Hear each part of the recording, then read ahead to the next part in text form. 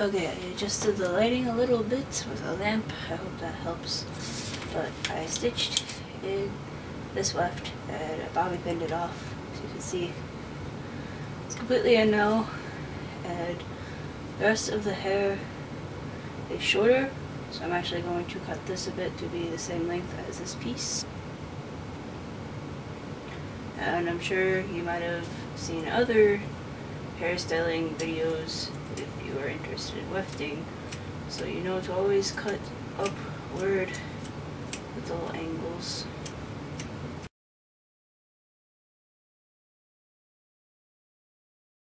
Okay, so now it's the same length as the rest of it. So I have one done.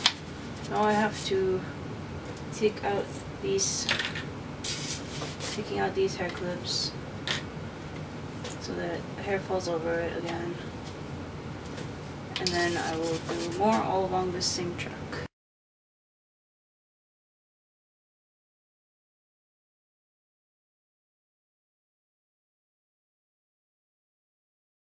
For the record, the hair clips I'm using are just from Walmart. They're just straight clips. Preferably for wefting like this, you'd want to use that long of duckbill clips usually, is what I would have used, but I don't have any. It's just something to make your life a little easier.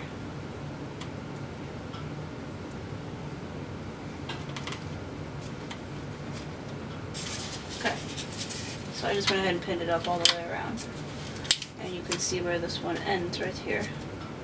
So taking this one and folding over the edge again, and I'm just going to pin this one on the same elastic part that the other one ended.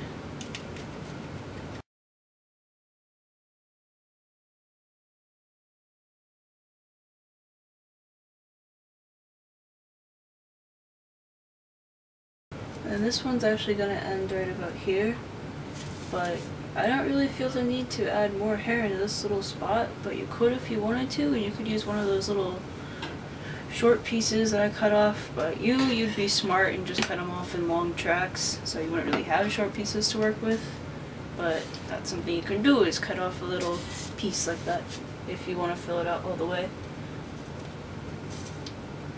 Alright, so all of that is pinned now. Now I gotta sew all that in, and that's gonna be fun.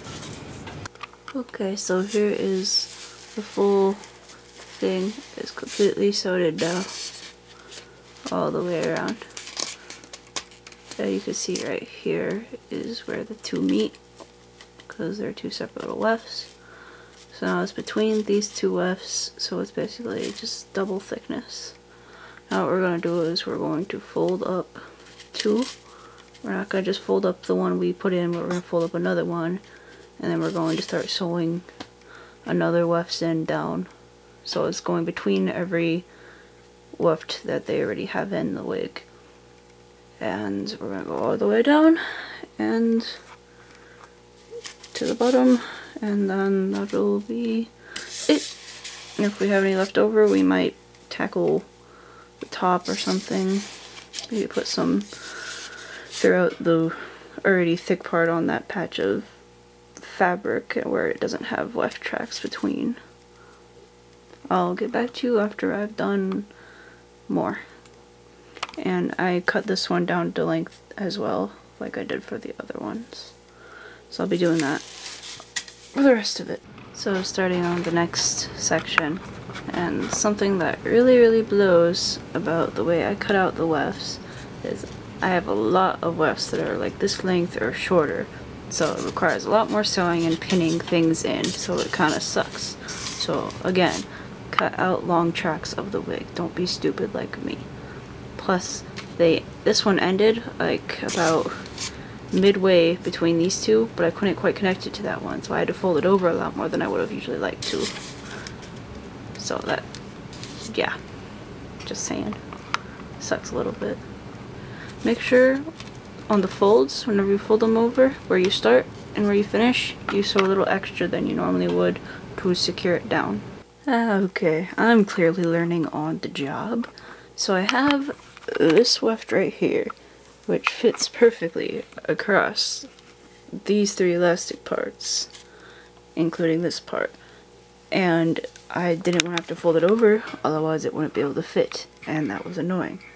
So me, being a genius, decided to do a quick little whip stitch around just the very edges of both sides of the weft. So that way it secures the hair onto it and it won't fall off or anything, but I don't have to fold it over.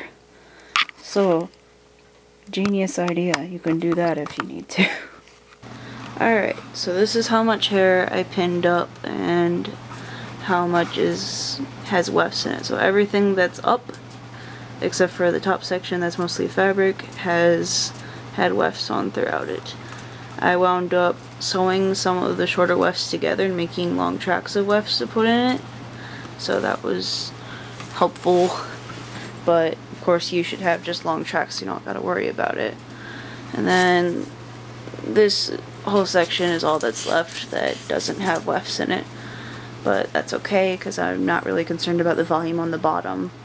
And then I have this one final piece that has the frizzed up part that I want to put towards the nape of the neck. I'm going to do that real quick, but I just wanted to show all that.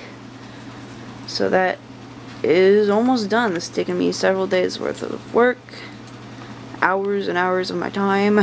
So yeah, it sucks, but I hope it's worth it. I'll be taking it down in a minute.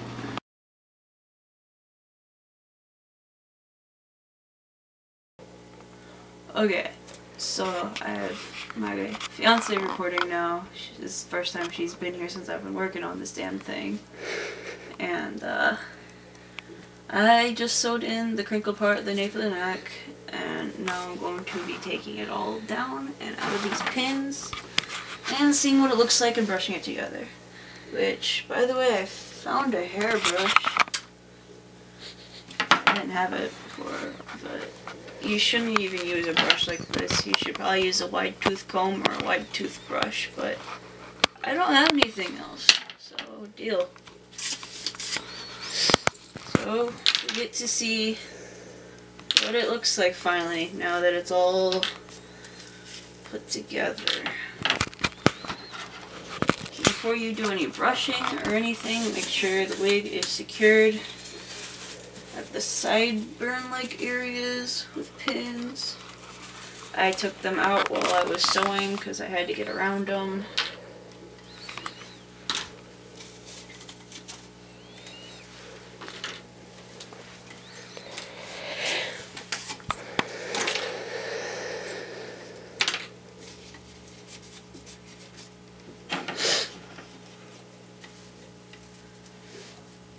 Take out the unicorn horn on the front.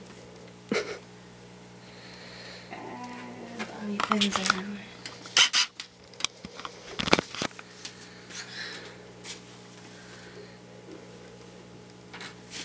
Like crap, it's a big, thick mess. But the point is, it's thick. Yeah, it's like a lion now. Awesome.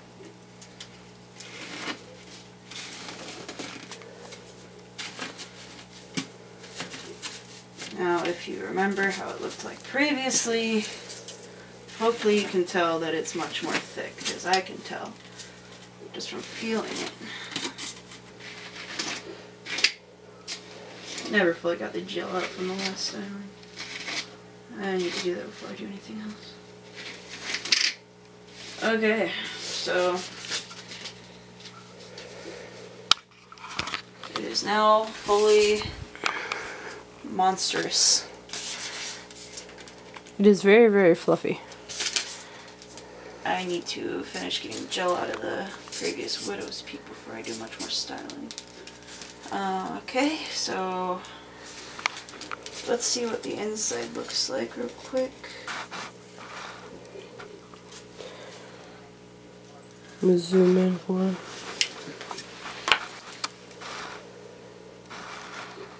See all that? There's barely any space between where the wefts are now. There's just this part right here where I didn't put any wefts in. But it doesn't really matter, like I said, for me, because I wanted the volume focused on the top more. So all this wefts. Earlier in the video you saw a picture of the inside of the wig before this. It's a lot of wefts. It's heavy now too. So this concludes part 1 of the video. I put on pants for you and straightened my hair. It means something. So I hope it was helpful to someone, whether you're selling an Axel wig or just trying to add wefts to a wig. Part 2 will either be dyeing the roots, or it will be me starting the realistic hairline, depending on what Candy wants me to do. So, have fun. Thanks for watching.